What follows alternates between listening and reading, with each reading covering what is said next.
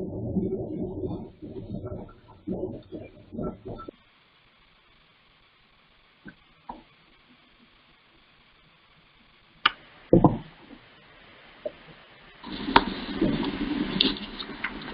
Gaze Basics for Parents. Welcome and thank you for coming to my presentation. This presentation is entitled Eye Gaze Basics for Parents with Deaf and Hard of Hearing Children. I want to thank Ohio Hands and Voices for allowing me to present today. First, I'd like to share a little bit about my background and how this presentation came to be. In 2014, I graduated from Towson University with a bachelor's in deaf studies. After that, I decided to go and complete an interpreter training program. I graduated from there in 2016. In 2018, I completed a certificate through Gallaudet online. That certificate was focused on language acquisition and required a capstone project. The topic of that project became this presentation.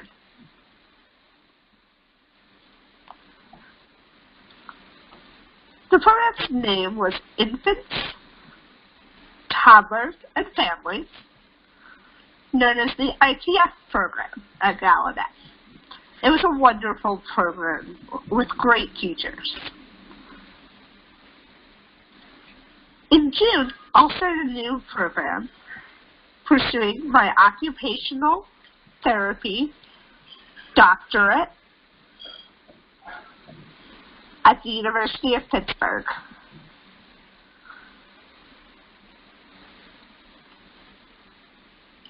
Let's dive in.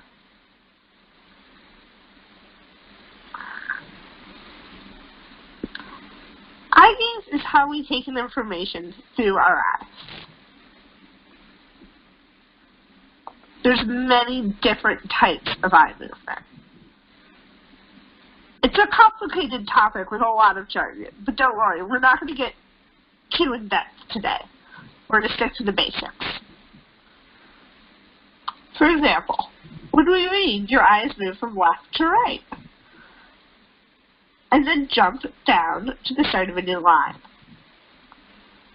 and so on and so forth. The name of that type of movement is called saccades. There are also other types of movements, like when you use your eyes to track someone, such as a teacher who's walking around as they present. Students are following them with their eyes. Another example would be switching between looking at things that are close and far away. There's many examples. This is also related to social skills. Many people don't realize that eye gaze is involved in social skills and social cues.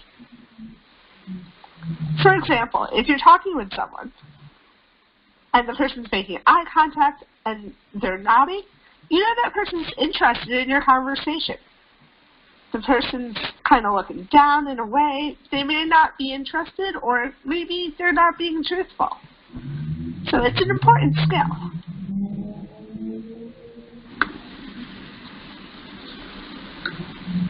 Deaf children develop eye gaze. And usually this just happens naturally. They pick it up. But they do develop it differently than hearing children. For hearing children, they hear something and they look towards the sound. The sound alerts them, and the eye gaze follows, because they're looking to see where the sound is from. For deaf children, this doesn't happen the same way. Deaf children look around naturally. One article I read said that deaf children have to learn to search for language. Deaf children need to establish good eye contact skills, whether they're using lip reading, teeth speech, or ASL. It doesn't matter which approach you're using. You need good eye contact. eye gaze is really important for taking in information. One quick note about health.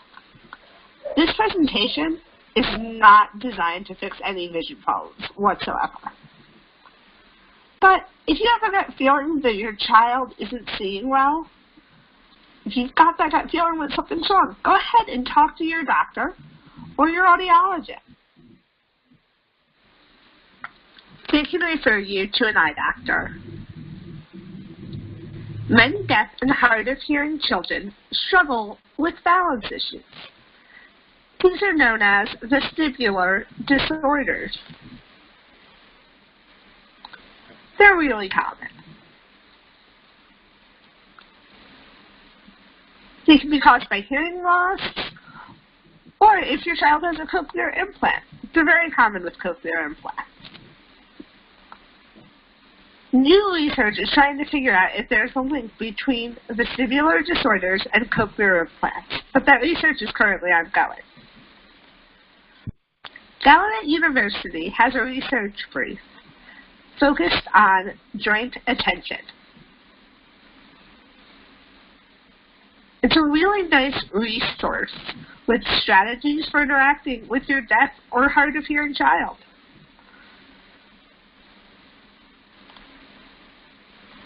The research brief presents a list of suggestions.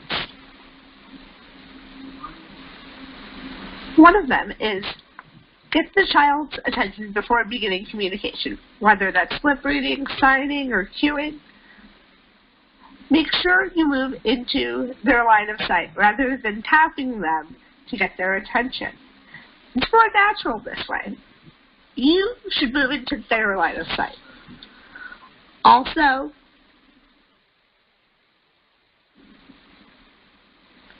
establish eye contact before you begin communication. For example, if a child's engaged in doing something while you begin citing to them, they're likely to miss the first part of the sentence. So you'll need to tap them and make sure you have eye contact, and then you can go ahead. Try to establish interactions in a way that's easy for your child to see. For instance, sitting on the same side of a table can be a struggle, especially with signing. It's a lot easier to see each other if you're across the table, rather than awkwardly next to each other.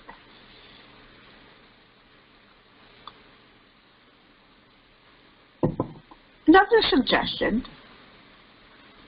is when you're introducing something to your child, for example, a ball, give it to them and let them have a little bit of time with it before you tap them and begin communicating.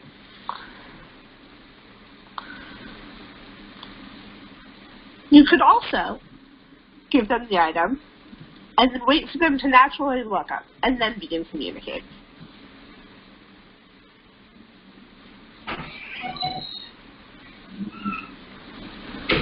You may need to use specific signs or cues to tell a child to look and to direct them where to look.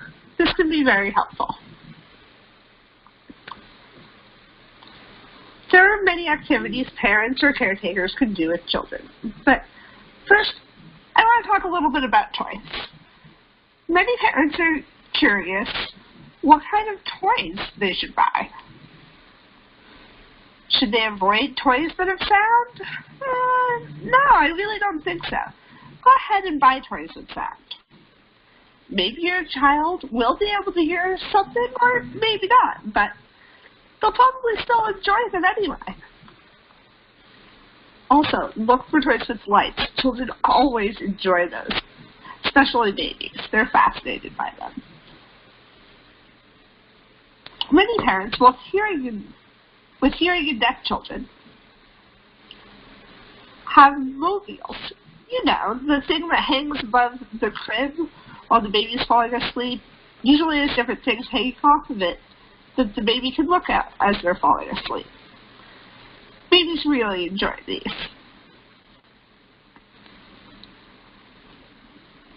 One of my suggestions for families is to use an inexpensive mirror, like the type you'd find at Target, one without real glass.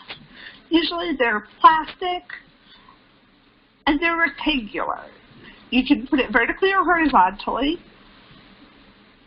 Vertically, you can show the baby the reflection and say, hey, look, that's you. Cool, right? Or you use it vertically, horizontally for tummy time. Lay the child on their stomach so they can practice holding up their head and neck. Put the mirror where the wall meets the floor and place the baby in front of it. This can make tummy time a little bit more fun because they can enjoy their reflection in the mirror.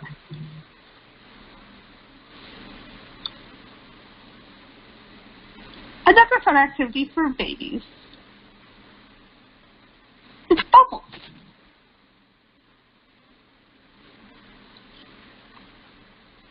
Kids are always interested in bubbles. You can go online and find different recipes for bubble soap or make your own. For children who are a little bit older, like 2 or 3 years old, I like the game red light, green light. For this game, have your children stand apart from you, and when you nod yes, it's the green light. They can come forward. But when you start shaking your head no, that's the red light, and they have to stop. Alternate between these until they're able to get to you. This is helpful because it encourages them to watch you and to respond appropriately. They have to maintain eye contact the whole time to see if they're allowed to move forward or not. It's fun. And it's good practice with eye tracking. Another fun game for children about 2 or 3 years old is connected to different rooms in the house. Use really obvious things, such as a rubber bath duck, and put it in the kitchen. Put it in rooms where they don't match. Or put it on the kitchen table. Have your child enter the room and ask them to find the thing that doesn't belong. Child will have to look all over, and then we'll be like, wait, that's the yellow bath duck. It doesn't belong in the kitchen. Ask the child to go ahead and return the item to the appropriate room. You can use other things, such as a spoon and a bowl on their bed. They'll realize quickly that's wrong, and then ask them to fix it.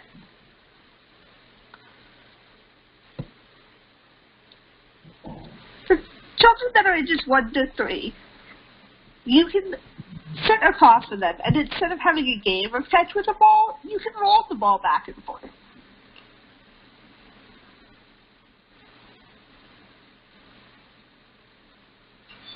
Another fun sensory activity is to use a sandbox.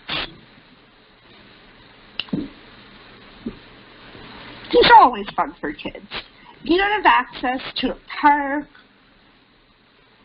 or an outside place to do this, you can do a similar activity in the house. Take a plastic bin and fill it with table salt. It's really fun, and it's safe for little kids who might decide to put this in their mouth.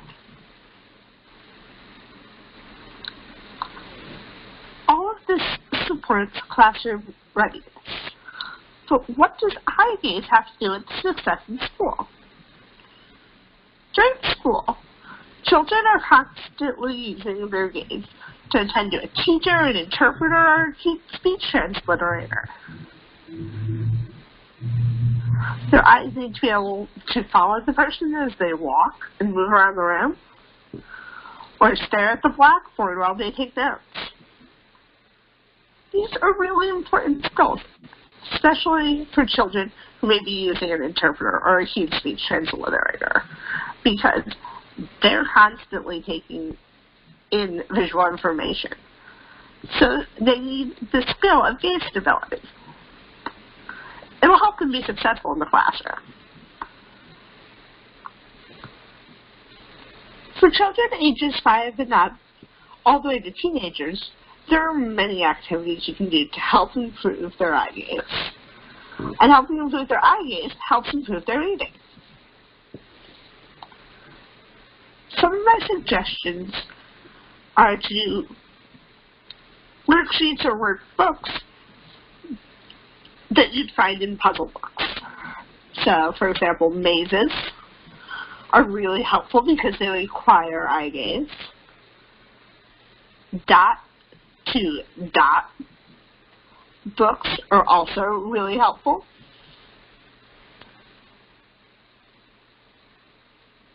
And you can also play I Spy, because it requires looking around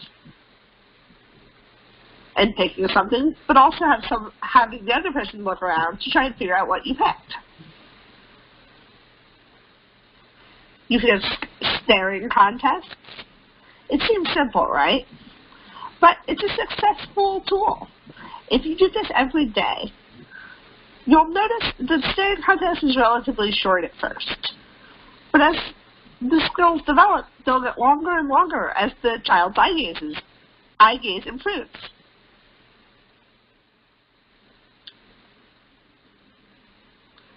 You can also do things that are similar to I Spy, such as asking the child to enter a room and find all the things in the room that are blue or other colors. You can also ask them to find all the things that are circular or use other shapes.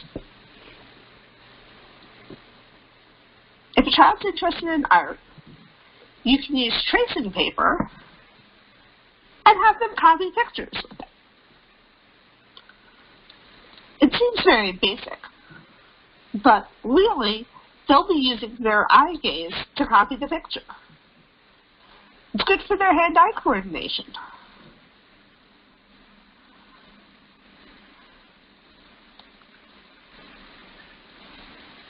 Puzzles are helpful because children have to search and find the appropriate pieces.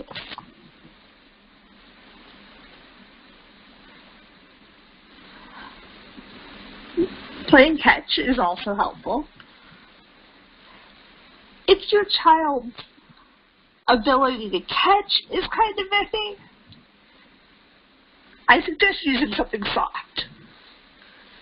You can even use a pair of socks folded up into a ball and play catch with it. You can take a laundry basket, place it about 10 feet away, and ask your child to come and help you throw the balled up socks into the laundry basket.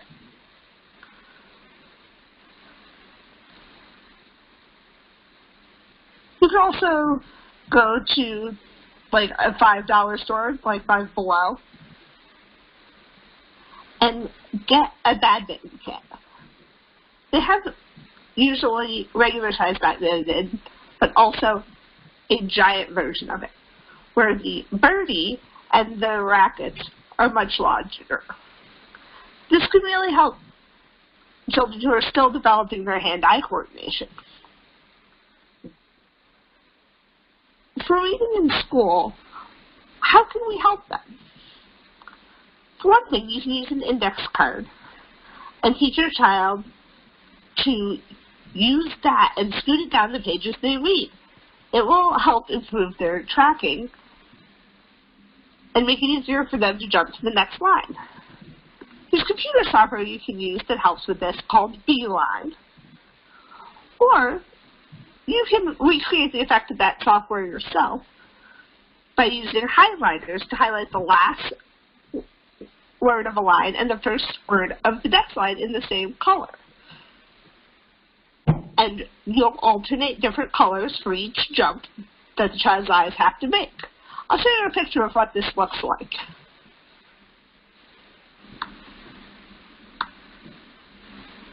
Thank you again to Ohio Hands and Voices for allowing me to present today.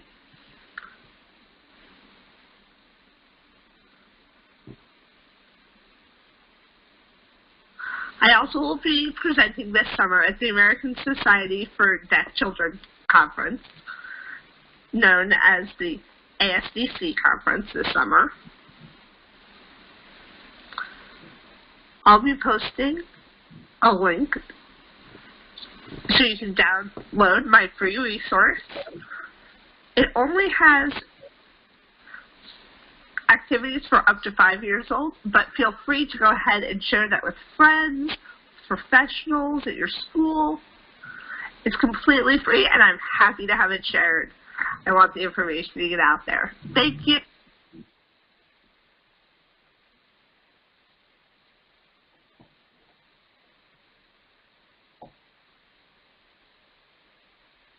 Camarie, I think you're set. Okay, good. Do you have any questions?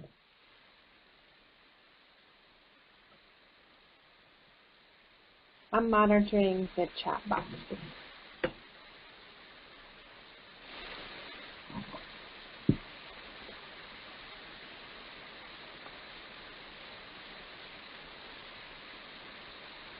Camarie, is there anything that you want to add? It's interesting because constantly with the research. Sorry, Julie, I'll let you voice.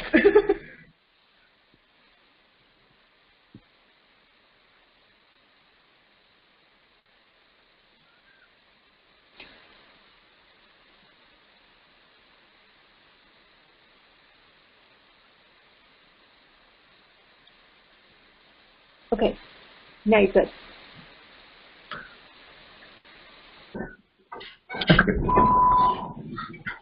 As we continue to learn new things,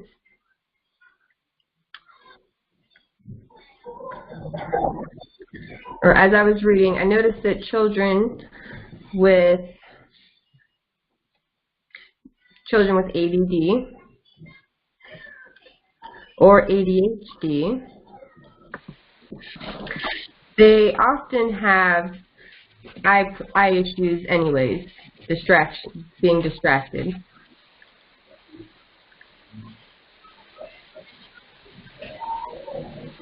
You can improve that by doing these kinds of activities. It'll even improve the speed of their reading skills.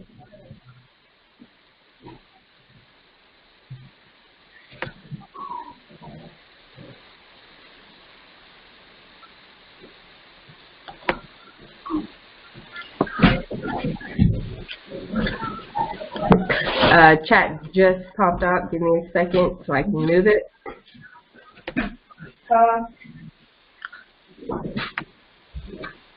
Camarie, can you see the questions, or do you want me to read them?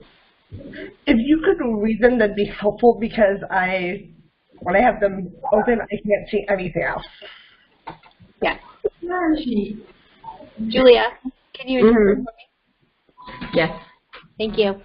All right, the question is, my daughter is 3 and has some hearing loss. She will ignore tapping and will purposefully look away when trying to get her attention. Any suggestions to still get her attention without tugging on her chin to look at me?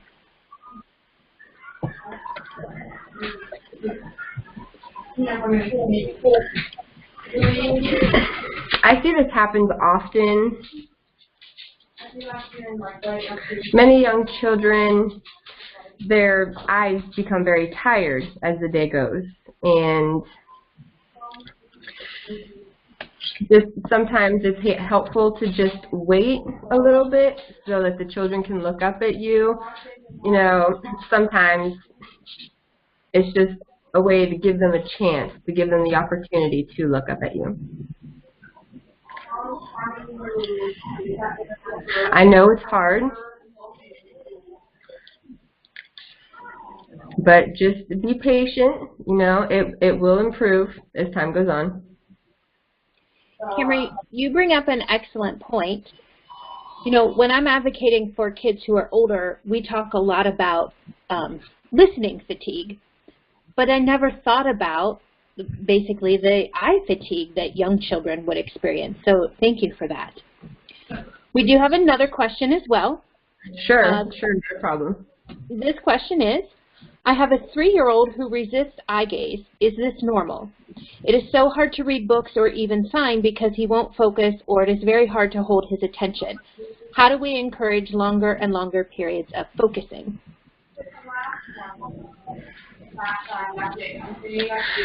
Honestly, it's just practice, a lot of practice, and also knowing that sometimes children, you know, what little bit they can hear, they don't always typically look at you as well. They may be watching you out of, like, their peripheral vision.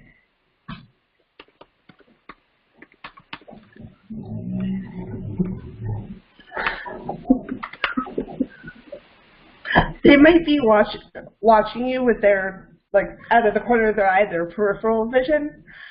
I've seen this especially with deaf children. They're very good at catching information, so they're not always going to look straight at you. But just keep encouraging that eye contact, and it usually develops.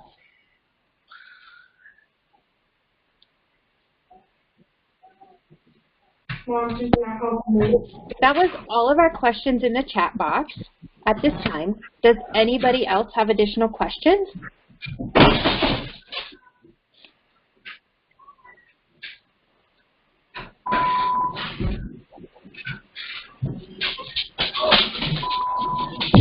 Okay, well, I'm going to take just a minute and let you know before we wrap up that just first to thank you for coming tonight. I really appreciate it. And also, within the next day or two, I will go ahead and get this recording posted onto our YouTube channel. And I will also be sending out just a quick evaluation tomorrow. So if you don't mind just completing that really quick, it will help us continue to present additional webinars on topics that are of interest to you and just help us continually improve the services that we are offering for families and professionals. So this is last call for questions.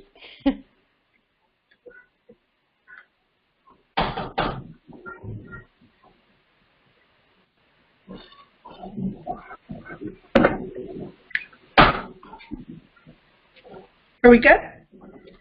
I think we are good. Thank you all again. Camarie, thank you so much for sharing your expertise with us. Julia, thank you for your interpreting skills as well. Thank you all for allowing me to present. I hope it's been helpful. Absolutely.